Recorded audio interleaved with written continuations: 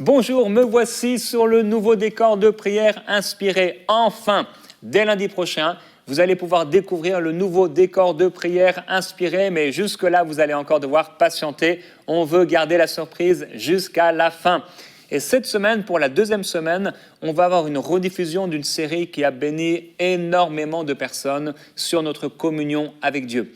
Il est tellement important d'avoir une communion avec Dieu qui est extraordinaire, une communion avec Dieu bénie. Et on va voir pendant cette semaine quelques ennemis de notre communion avec le Seigneur et comment on peut retrouver une communion avec le Seigneur Jésus-Christ. Alors je vous souhaite une bonne écoute de cette émission. Je crois que vous allez être bénis et fortifiés. Et on va se retrouver dès lundi dans le nouveau décor de prière inspiré. Nouveau décor, nouvelle saison et certainement pour vous et moi, nouvelle saison spirituelle. On se retrouve bientôt.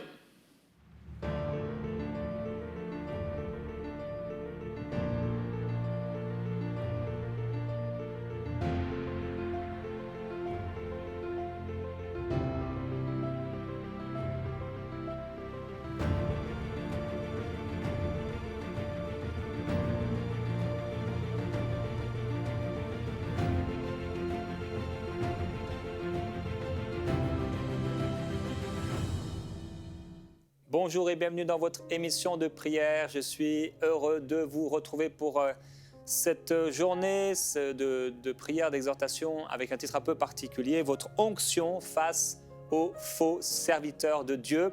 Et on est toujours dans les épîtres de Jean. Je partage le témoignage de Tala. Elle dit « J'ai suivi une de vos émissions. Vous aviez l'invité Yanis Gauthier. Le titre de la vidéo était « La prière, la clé du miraculeux ». À la 20e minute de l'émission, vous avez pris la parole et vous avez dit « Il est temps de recevoir votre miracle, il est temps de recevoir votre guérison » et vous vous êtes mis à prier pour les malades. J'ai levé mes mains au ciel pour recevoir cette guérison que vous étiez en train de proclamer.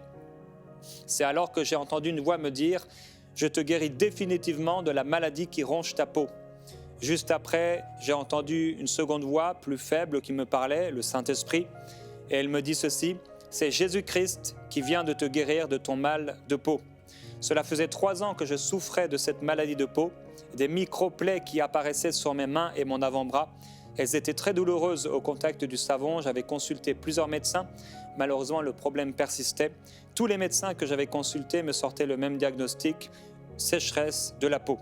Aujourd'hui, grâce au Seigneur Jésus-Christ, je suis guéri. Nous voulons le déclarer sur tous ceux qui souffrent de problèmes de peau. Soyez guéris. Au nom de Jésus-Christ, que toute sécheresse de peau soit guérie maintenant. Si vous avez des sécheresses quelconques quelque part, vous pouvez faire comme la sœur maintenant, lever les mains vers le Seigneur et recevoir votre guérison. Je crois que c'était une sœur. Levez les mains vers le Seigneur et recevez votre guérison maintenant.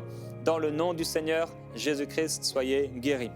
Alors, on a été dans 1 Jean chapitre 1, chapitre 2, avant-hier, hier dans le chapitre 3. Aujourd'hui, on va aller dans le chapitre 4, au verset 1, un passage que j'aime particulièrement. « Bien-aimés, ne vous fiez pas à tout esprit, mais éprouvez les esprits pour savoir s'ils sont de Dieu, car plusieurs faux prophètes sont venus dans le monde. Ne vous fiez pas, ou encore ne mettez pas votre foi, n'ajoutez pas votre foi à tout esprit, car ce n'est pas tous les esprits qui viennent de Dieu. Plusieurs faux prophètes sont venus dans le monde. » Ça veut dire que nous pouvons éprouver spirituellement l'esprit qui nous parle, l'esprit qui s'adresse à nous. Nous pouvons éprouver spirituellement lorsque quelqu'un nous parle de quel esprit il est animé. Est-ce l'esprit de Dieu? Est-ce un autre esprit? Est-ce l'esprit de la vérité ou est-ce l'esprit de l'erreur? Je veux faire une parenthèse ici. Quelqu'un peut vous parler avec l'Esprit de Dieu en lui et pourtant faire erreur sur une doctrine ici et là.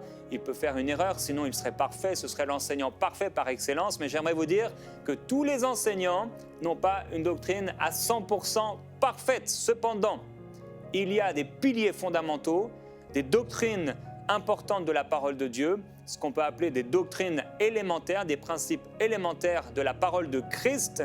on pourrait parler du baptême, on pourrait parler de l'imposition des mains, on pourrait parler de la résurrection des morts. On voit un peu la liste, je crois, dans Hébreux. Donc ce sont des doctrines de base fondamentales. Dans ces doctrines de base, nous croyons en Dieu le Père, en Dieu le Fils. Nous croyons au Saint-Esprit. Nous croyons que Jésus-Christ est mort pour nos péchés, qu'il était le Fils de Dieu, qu'il est Dieu lui-même et qu'il est ressuscité d'entre les morts. Voici quelles sont par exemple les doctrines élémentaires de base, des fondations, des piliers solides de notre foi. Éprouvez les esprits pour savoir s'ils sont de Dieu, car plusieurs faux prophètes sont venus dans le monde. Vous êtes peut-être musulman aujourd'hui et vous m'écoutez.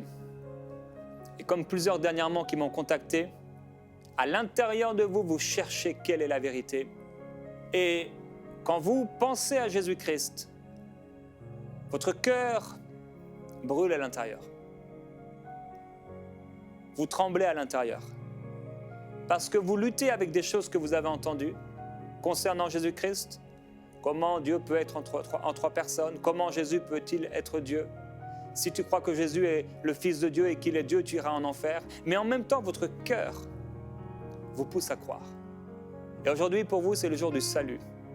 Croyez en Jésus-Christ. Il est le Fils de Dieu et il veut vous sauver. Et là où vous êtes, que vous soyez musulman ou d'une quelconque religion, et que vous doutez sur la divinité du Seigneur Jésus-Christ, aujourd'hui, mettez-vous à genoux là où vous êtes. Levez les bras vers le Seigneur et dites-lui, Seigneur Jésus-Christ, je crois en toi. Je crois que tu es venu mourir à ma place et que tu as donné ta vie pour moi. Et je rejette toute forme de religiosité, toute forme de religion qui voudrait m'éloigner de toi. Je me donne à toi aujourd'hui. Viens me sauver, viens me laver de mes péchés, viens me libérer. J'offre ma vie, je te donne ma vie, sauve-moi. Fais de moi ton enfant. Je crois qu'il le fait et que votre vie va changer à partir d'aujourd'hui. Au nom de Jésus. Alors, je veux parler de l'onction. Votre onction, si vous êtes né de nouveau, bien sûr, face aux faux serviteurs de Dieu. Dans 1 Jean chapitre 2, au verset 26, Jean dit « Je vous ai écrit ceci au sujet de ceux qui vous séduisent.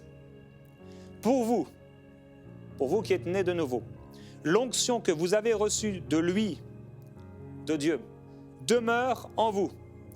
Et vous n'avez pas besoin qu'on vous enseigne, mais comme son onction vous enseigne toute chose, qu'elle est véritable et qu'elle n'est pas un mensonge, demeurez en lui, donc demeurez en Jésus, comme elle vous l'a enseigné.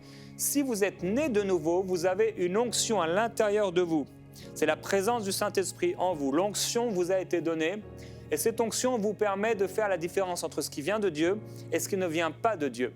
Quand quelqu'un va vous parler, si il vous parle et que vous connaissez la parole, eh bien, cette onction va vous montrer que quelque chose ne va pas. Si vous ne connaissez pas la parole, cette onction va également mettre une pression dans votre fort intérieur, dans votre témoignage intérieur, comme une alerte. Quelque chose ne va pas. Vous ne saurez peut-être pas, ça aura l'air d'être beau, ça aura l'air peut-être d'être chrétien. D'ailleurs, j'ai regardé parfois des vidéos, une entre autres d'un ministère, un faux prophète en Asie, et il y avait l'air d'avoir des miracles, et en quelques instants, mon esprit est troublé.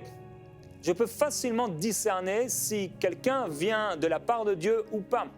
Dans votre esprit, vous avez l'onction du Saint-Esprit et qui peut vous permettre, vous mettre en alerte quand quelqu'un vous parle.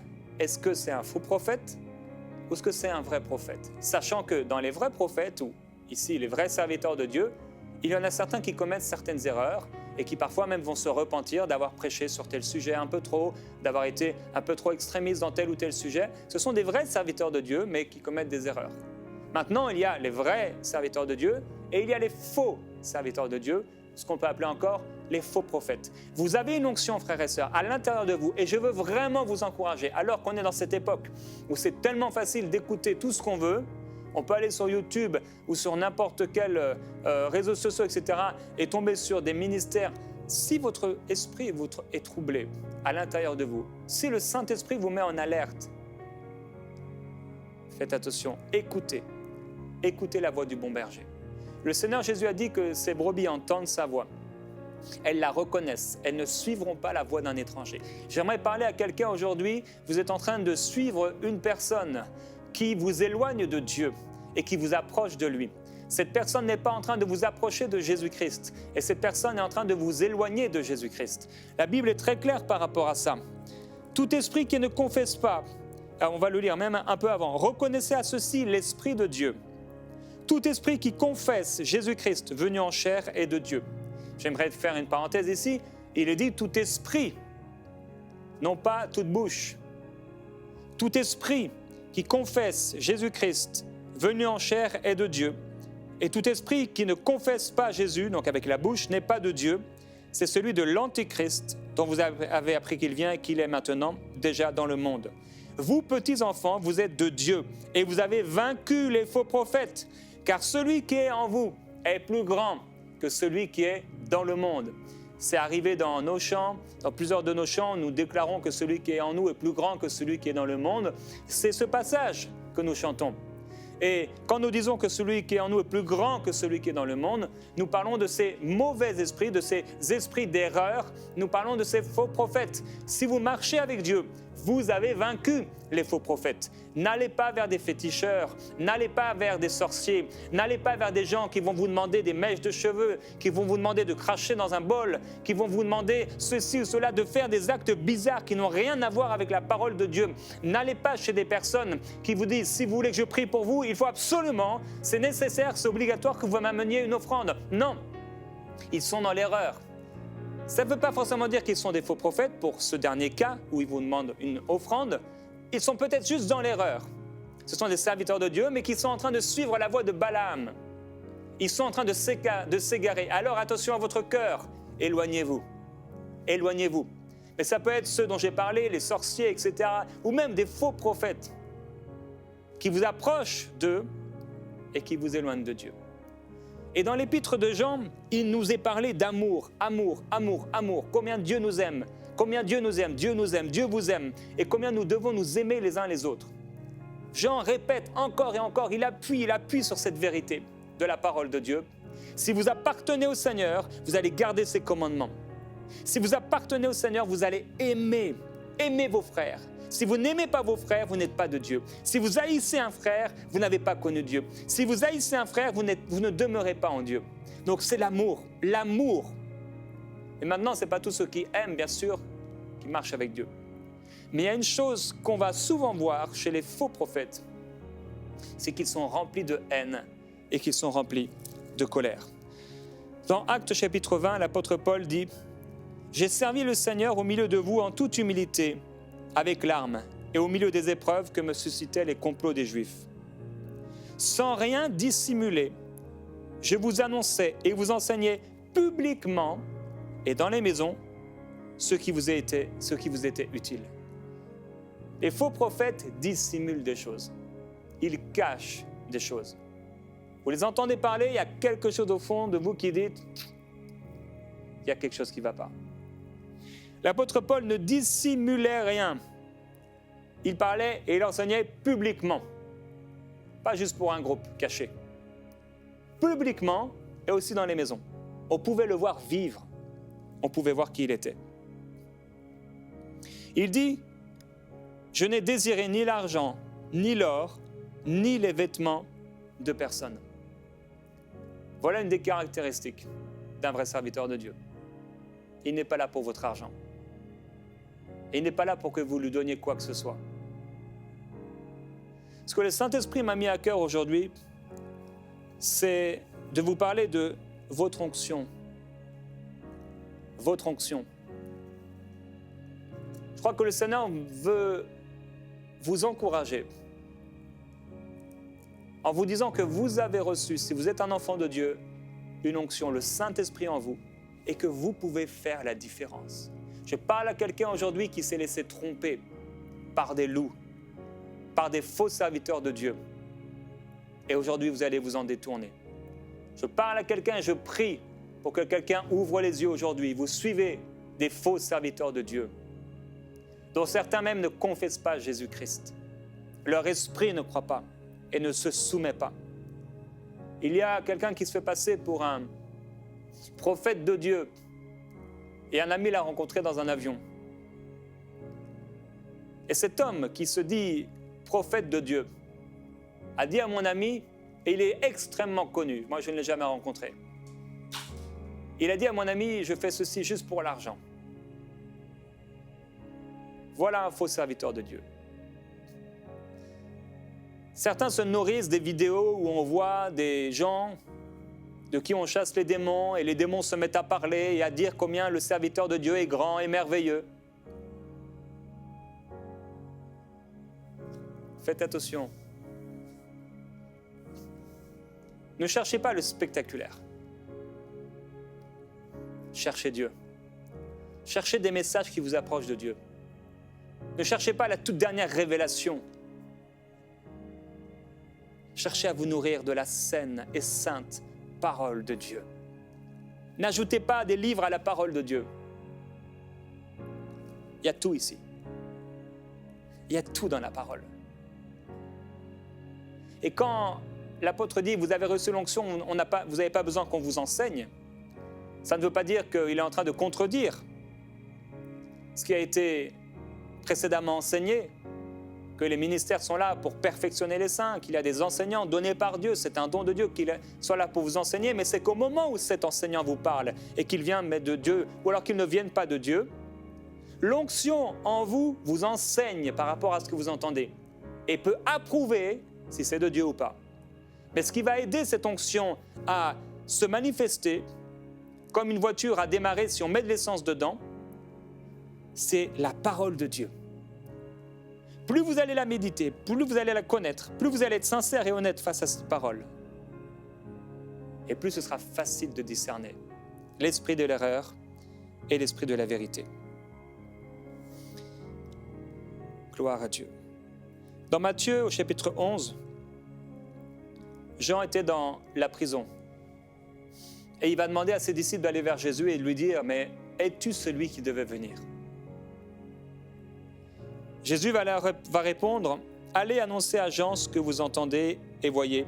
Les aveugles recouvrent la vue, les boiteux marchent, les lépreux sont purifiés, les sourds entendent, les morts ressuscitent, et la bonne nouvelle est annoncée aux pauvres. Heureux celui pour qui je ne serai pas une occasion de chute. » Je voudrais dire à quelqu'un qui est en train de douter de Jésus, comme je l'ai dit tout à l'heure, croyez en Jésus-Christ. Regardez les fruits de Jésus. Et j'aimerais dire à quelqu'un qui est en train de douter, qui se demande, est-ce que ce prophète que je suis peut-être sur Internet, est-ce que c'est un vrai serviteur de Dieu?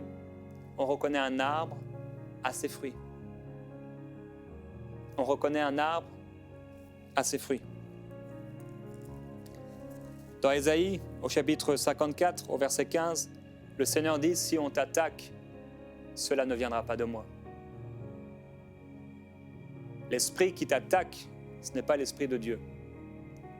L'esprit qui attaque ta foi en Jésus, ce n'est pas l'esprit de Dieu. Tu as reçu une onction contre l'esprit de l'erreur.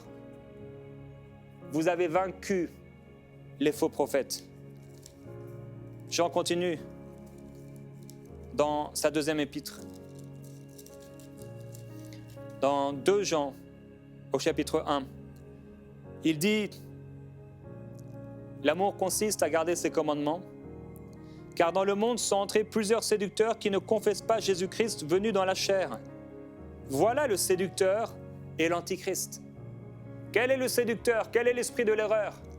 Celui qui ne confesse pas Jésus-Christ, mais non seulement celui qui ne confesse pas Jésus-Christ, mais celui qui n'obéit pas à Jésus-Christ. Et comment on peut reconnaître quelqu'un qui n'obéit pas à Jésus-Christ? Une des façons où on le reconnaît, c'est que cette personne ne marche pas dans l'amour. Si vous écoutez quelqu'un, un ministère, quelqu'un qui se dit serviteur de Dieu, prophète ou pas, ou simple croyant, mais que cette personne est toujours dans la critique et la calomnie, vous savez que ce n'est pas l'Esprit de Dieu. Si cette personne passe son temps à critiquer, à calomnier, vous savez que ce n'est pas l'Esprit de Dieu. Cette personne devrait marcher comme Jésus a marché. Cette personne n'est pas poussée par un zèle amer, satanique, une sagesse purement charnelle, terrestre, diabolique, mais conciliant, plein d'amour. Lisez à propos de la sagesse de Dieu. Et regardez comme elle est conciliante, comme Jésus avec la femme adultère. Il cherche la paix, il cherche à pardonner, il aime et il fait grâce. Faites grâce et il vous sera fait grâce. Marchez dans l'amour. marcher dans l'amour. Et écoutez des gens qui vous poussent à marcher dans l'amour, à faire grâce, comme le Seigneur a fait grâce, à marcher dans la sainteté, comme le Seigneur a marché dans la sainteté, à vous approcher de Dieu le Père, comme Jésus s'approchait de Dieu le Père, à être honnête, sincère vis-à-vis des affaires de cette vie, comme Jésus l'était lui également, à être soumis à vos parents, comme Jésus l'était à ses parents, à être soumis à Dieu en toutes choses, comme l'était le Seigneur. Prenez garde à vous-même afin de ne pas perdre le fruit de notre travail, mais de recevoir une pleine récompense. Quiconque va plus loin et ne demeure pas dans la doctrine du Christ n'a pas Dieu. Celui qui demeure dans la doctrine a le Père et le Fils. Si quelqu'un vient à vous et n'apporte pas cette doctrine, ne le recevez pas dans votre maison et ne lui dites pas « Salut », qui veut aussi dire « Je t'agrée, je suis d'accord avec toi, je te bénis ». Car celui qui lui dit « Salut » participe à ses mauvaises œuvres. Faites attention. Et je sais que si Dieu m'a encouragé à parler de cela aujourd'hui, c'est pour que ceux qui sont en Jésus-Christ et qui marchent dans la vérité puissent continuer d'y marcher. Que ceux qui ont gardé leur cœur puissent continuer de le garder. Mais que ceux qui sont sous l'esclavage et la domination d'un faux prophète ou d'un esprit de l'erreur, parce que ce n'est pas toujours une personne, c'est l'esprit qu'il y a derrière. Une fausse doctrine, par exemple, qui dit que Jésus-Christ n'est pas le Fils de Dieu, ou qu'il n'est pas ressuscité d'entre les morts, qu'il n'est pas vivant. Tout cela, c'est l'erreur. Et bien que cette personne puisse aujourd'hui reconnaître l'esprit de l'erreur et l'esprit de la vérité. C'est aussi pour ceux qui ont marché avec Dieu, qui ont gardé leur cœur, mais qui, au bout d'un moment, peut-être parce que la jalousie les a frappés, peut-être parce qu'ils ont commencé à marcher dans le péché, ils ont ouvert une porte et ils ont attiré l'esprit de l'erreur. Et à partir de ce moment-là, ce sont par exemple ces gens qui vont chercher dans la parole de Dieu, j'en parlais hier, des versets qui vont appuyer sur leur péché, pour montrer qu'en fait, ce n'est pas un péché, ils ont le droit. Ces personnes s'ouvrent à des esprits de séduction, l'esprit de l'erreur. Et ces personnes vont s'éloigner des gens, s'éloigner de l'Église, s'isoler, en croyant que tout le monde est faux, tout le monde est mauvais, et que selon la vérité. Le Seigneur veut aujourd'hui les ramener à la glorieuse liberté des enfants de Dieu, à la vérité. Et c'est aussi pour ceux qui ont gardé leur cœur, qui ont marché avec Dieu. Mais il y a quelque chose qui tourne autour d'eux. Il y a un faux prophète, il y a un esprit qui tourne autour d'eux et qui est là pour les éloigner de Dieu. Alors nous allons prier, puisque je prends déjà depuis lundi beaucoup de temps à partager avec vous et un peu moins de temps à prier. La prière fervente de juste a une grande efficacité. On a beaucoup parlé de repentance cette semaine, et je voudrais vraiment dire à quelqu'un aujourd'hui, si tu as marché dans le péché, tu t'es abusé par des faux raisonnements, et tu as même cherché dans la parole des versets qui pouvaient comme approuver ce que tu es en train de vivre, repens-toi. Parce que tu sais, tu as reçu l'onction. En ce temps de prière, repens-toi. Tu sais, l'onction qui est en toi, elle te dit que ce que tu vis n'est pas normal, que ce que tu fais n'est pas normal. Alors si tu entends sa voix, ne résiste pas, mais repens-toi, fais demi-tour. Ça peut être, et ça a été assez fort, dans mon esprit, le concubinage. Tu m'as écouté hier ou avant-hier quand j'en ai parlé, et à nouveau j'en parle. Et tu es fâché. Tu es fâché parce que tu t'es abusé par de faux raisonnements. Tu as essayé de chercher dans la parole de Dieu des versets qui pouvaient approuver ce que tu vis. Mais c'est faux. Ce que tu vis, c'est faux. C'est l'esprit de l'erreur et pas celui de la vérité. Et aujourd'hui, le Saint-Esprit t'appelle encore à te repentir. Et ça va bouleverser ta vie. Tu vas devoir faire des changements. Mais ça vaut le prix. Quelqu'un a dit, nos propres plans, ça paye tout de suite. On a ce qu'on veut. Mais ça coûte plus tard, et parfois très cher. Mais les plans de Dieu, ça coûte tout de suite. Oh, la décision à prendre, oh, ce qu'on va perdre, ça va peut-être être beaucoup. Mais ça paye plus tard. Je veux t'encourager à suivre les plans de Dieu et pas les tiens. Et maintenant, dans ce temps de prière également, tu es là et tu es troublé dans ton esprit. Tu as pensé à quelqu'un que tu écoutes peut-être régulièrement ou que tu as vu, quelqu'un qui est autour de toi. Et ça me rappelle un homme que mes parents avaient rencontré. Et cet homme avait l'air tout d'être un chrétien. Vous savez, il y a ce genre de chrétiens qui arrivent dans les églises et ils remettent en question beaucoup de choses. Oh, pourquoi il n'y a pas plus de prières? Oh, pourquoi on ne va pas annoncer l'évangile? Oh, ceci, ça a l'air très très bien. Et quand on s'approche, qu'on commence à voir et à gratter, d'ailleurs, ce qui semblait être très bien, c'est horrible. Les pharisiens, ça avait l'air d'être très bien. Ils ne voulaient pas que les gens soient dans l'adultère. Ça avait l'air d'être très bien. Mais c'était pourri. Parce que c'était satanique. Leur sagesse était charnelle et satanique. Et j'ai vu tellement d'hommes, des gens arriver dans des églises. Ils ont l'air très bien.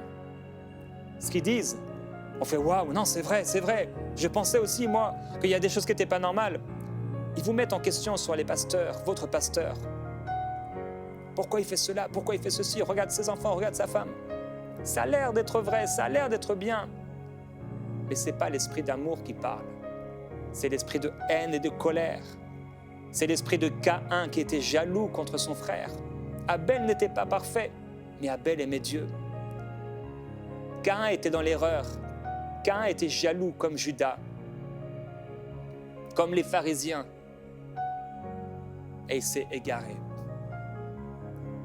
Je prie, Père, pour mes frères et sœurs qui sont en train de s'égarer parce qu'ils ont rencontré quelqu'un qui les éloigne de toi.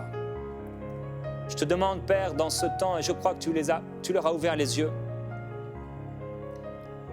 qu'ils puissent prendre une décision, qu'ils puissent être vigilants. Ce n'est pas à eux de combattre, c'est ce que tu me dis. Ce n'est pas à vous de combattre pour amener cette personne à changer.